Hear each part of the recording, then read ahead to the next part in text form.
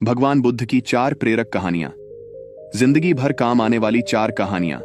Buddha life story in Hindi. एक व्यक्ति काफी समय से परेशान था, जिसके कारण वह बहुत चिड़चिड़ा और तनाव में रहने लगा। वह इस बात से परेशान था कि उसे घर का सारा खर्च उठाना पड़ रहा था। पूरे परिवार की जिम्मेदारी उसी पर है। उसके यहाँ कोई ना कोई रिश्तेदार आता जाता रहता है। इन्हीं बातों को सोच सोच कर वह बहुत परेशान रहता था। इसी मानसिक तनाव के कारण वह अक्सर बच्चों को डांटते रहते हैं। उसका अपनी पत्नी से ज्यादातर किसी न किसी बात पर झगड़ा होता रहता था। एक दिन उसका बेटा उसके पास आया और बोला, पापा मेरे स्कूल का होमवर्क करवा दो। वह व्यक्ति पहले से ही तनाव में था, इसलिए उसने अपने बेटे को डांटकर भगा दिया। लेकिन जब थोड़ी देर बाद उसका गुस्सा शांत हुआ तो वह बेटे के पास गया। उसने देखा कि बेटा सो रहा था और उसके हाथ में उसकी होमवर्क कॉपी थी। उसने कॉपी देखी और जैसे ही उसने कॉपी नीचे रखी, उसकी नजर होमवर्क के शीर्षक पर पड़ी। होमवर्क का शीर्षक वह था जो हमें पहले पसंद नहीं था, लेकिन बाद में वह अच्छा निकला। बच्चे को एक लिखना था इस शीर्षक पर। अनुच्छेद उसने क्या लिखा, जिज्ञासावश उसने बच्चे का लिखा पढ़ना शुरू किया। बच्चे ने लिखा, मैं अपनी अंतिम परीक्षा के लिए बहुत आभारी हूं, क्योंकि पहले तो यह अच्छा नहीं लगता, लेकिन उसके बाद स्कूल की छुट्टियां हो जाती हैं। इसके लिए मैं आपका बहुत बहुत धन्यवाद करता हूं। कड़वी दवाइयां हों जिनका स्वाद खराब होता है, क्योंकि शुरुआत में तो ये मुझे बहुत कड़वा लगता है, लेकिन बाद में ये मेरी बीमारी को ठीक कर देता है। मुझे सुबह जगाने के लिए मैं उस अलार्म घड़ी को धन्यवाद देता हूं। वह हर सुबह मुझे बताता है कि मैं जीवित हूं। मैं भगवान को भी धन्यवाद देता हूं, जिन्होंने मुझे इतना अच्छा पिता दिया, क्योंकि शुरू में मुझे उनकी डांट बुरी लगती थी, लेकिन वह मेरे लिए खिलौने लाते थे, मुझे घुमाने ले जाते थे और अच्छी चीजें खिलाते थे। और मुझे खुशी है कि मेरे पास पिता हैं, क्योंकि मेरे दोस्त सोहन के पिता नहीं हैं। बच्चे का होमवर्क पढ़ने के बाद वह व्यक्ति उठा तो अचानक उसका मन बदल गया। बच्चे द्वारा लिखे गए शब्द उसके दिमाग में बार बार घूम रहे थे। खासकर उसकी आखिरी पंक्ति ने उसकी नींद उड़ा दी। फिर वह व्यक्ति चुपचाप बैठ गया और उसने उसकी परेशानियों के बारे में लिखना शुरू कर दिया। मुझे घर के सभी खर्चों का ध्यान रखना है। इसका मतलब है कि मेरे पास एक घर है और भगवान की कृपा से मैं उन लोगों से बेहतर स्थिति में हूं। जिनके पास घर नहीं है, मुझे पूरे परिवार की जिम्मेदारी उठानी पड़ती है। इसका मतलब है कि मेरा एक परिवार, एक पत्नी और बच्चे हैं, और भगवान की कृपा से मैं उन लोगों से अधिक भाग्यशाली हूं जिनके पास परिवार नहीं है और वह दुनिया में बिल्कुल अकेले हैं। कोई ना कोई दोस्त या रिश्तेदार मेरे घर आते रहते हैं। इसका मतलब है कि मेरी एक सामाजिक प्रतिष्ठा है और मेरे पास मेरे सुख दुख बांटने के लिए लोग हैं।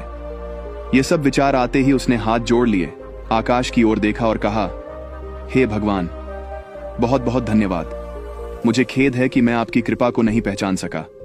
उसके बाद उसका मन एकदम बदल गया। उसकी सारी परेशानियां और चिंताएं मानो दूर हो गईं। उसे अपने अंदर एक अजीब सी शांति महसूस हुई। वह दौड़कर अपने बेटे के पास गया और सोते हुए बेटे को अपनी बाहों में ले लिया और उसका माथा चूम लिया और अपने बेटे और भगवान को धन्यवाद देने लगे। हमारे जीवन में जो भी समस्याएं हैं, जब तक हम उन्हें नकारात्मक दृष्टि से देखते रहेंगे, तब तक हम मुसीबत में रहेंगे। और जैसे ही हम उन चीजों को सकारात्मक दृष्टिकोण से देखना शुरू करते हैं, हमारा मन एकदम बदल जाएगा। हमारी सारी चिंताएं, सारी परेशानियां, सारे तनाव तुरंत खत्म हो जाएंगे और हम मुसीबत से बाहर निकलने के नए रास्ते देखना शुरू कर देंगे। किसी ने क्या सुंदर शब्द कहे हैं, जो लोग फूल देखना चाहते हैं उनके लिए हमेशा फूल होते हैं। अगर आप गौतम बुद्धा की कहानी को सुनना चाहते हैं तो नीचे वीडियो पर क्लिक करके सुन सकते हैं। महाभारत के एक संवाद में मृत्यु के बाद सबसे बड़े दानवीर कर्ण की आत्मा ने भगवान कृष्ण से पूछा कि मेरी मां ने मुझे जन्म के समय छोड़ दिया था। क्या यह मेरा पाप था कि मैंने एक नाजायज संतान के रूप में जन्म लिया? द्रोणाचार्य ने मुझे शिक्षा देने से इनकार कर दिया क्योंकि वह मुझे क्षत्रिय नहीं मानते थे। क्या यह मेरी गलती थी? परशुराम ने मुझे शिक्षा दी और सभी ने मुझे श्राप दिया कि मैं अपनी शिक्षा भूल जाऊंगा, क्योंकि वह मुझे क्षत्रिय मानते थे। गलती से एक गाय मेरे तीर के रास्ते में आ गई और मर गई और मुझे गांव के लोगों का श्राप मिला।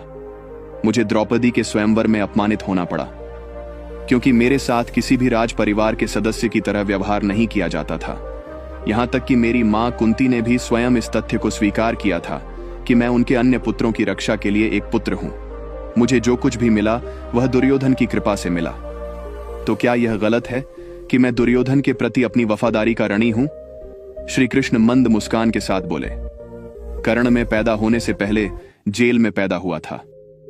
मेरी मौत कंस मामा के रूप में मेरा इंतजार कर रही थी। जिस रात में पैदा हुआ उसी रात में अपने माता पिता से अलग हो गया था। तुम्हारा बचपन घोड़ों की हिनहिनाहट और धनुष बाणों वाले रथों की छाया में व्यतीत हुआ। मैंने बचपन में गायें चराई और गोबर उठाया। जब मैं चल भी नहीं पाता था, मुझ पर कहीं कहीं जानलेवा हमले होते थे। न सेना, न शिक्षा, न गुरुकुल और न महल। मेरे मामा मुझे सबसे बड़ा शत्रु मानते थे। जब आप सबकी प्रशंसा होती थी आपकी बहादुरी के लिए, आपके शिक्षक और समाज से। उस समय मेरी शिक्षा भी नहीं हुई थी। बहुत समय बाद मुझे आर्षि सांदीपनि के आश्रम में जाने का अवसर मिला। कम से कम आपको अपनी पसंद की लड़की से शादी करने का मौका तो मिला। वो राधा भी न मिली जो मेरे प्राणों में बसती थी। मुझे इसे छोड़ना पड़ा। मुझे उन राजनीतिक कारणों से या उन महिलाओं के साथ कई शादियां करनी पड़ी जिन्हें